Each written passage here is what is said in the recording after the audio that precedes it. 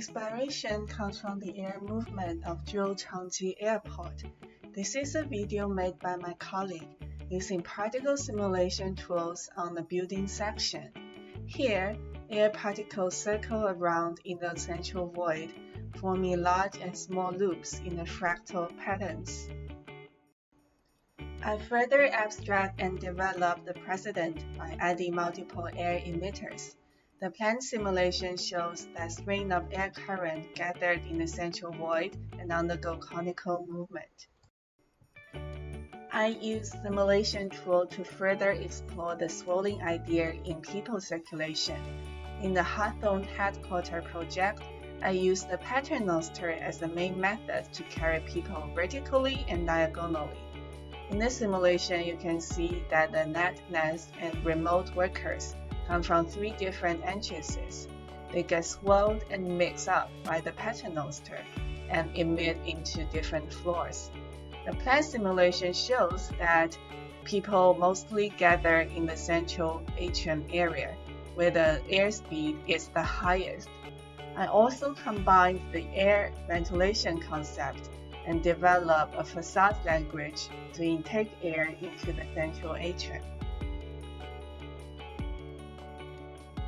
During the Mission and Vision seminar, we studied a vast range of different archetypes to put them into archetypes.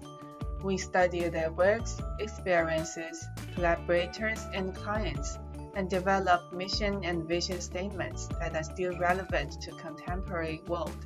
I'm fascinated by this seminar that I learned how to convey strong arguments through words and pictures, and view the profession of architect as an intuition, a field that can impact the real world.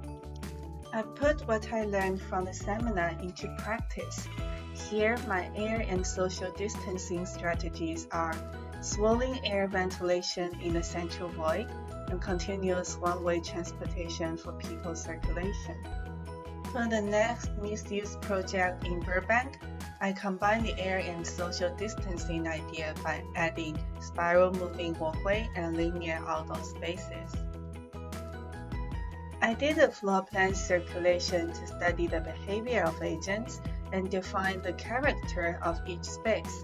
Here, the dashboard shows the number of each type of agent, as well as the occupancy on different conveyances.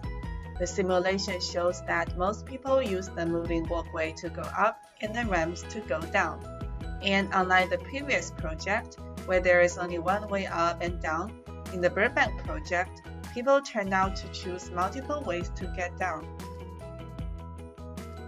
The simulation shows the different patterns on each agent based on their dynamicity. The combined diagram shows that most interactions happen in atrium and outdoor spaces. Under the same environment in the game engine, I view the building through the same eye of the agents. For me, simulation is not only an analytical tool to study the movement of users and air particles, but also a design tool to animate the building, to define the character of each space, and to perfect the interior space and furniture arrangements. Simulation with game engine provide me a bottom-up perspective in architecture design, which is very different from the traditional God-eye view through plans and sections.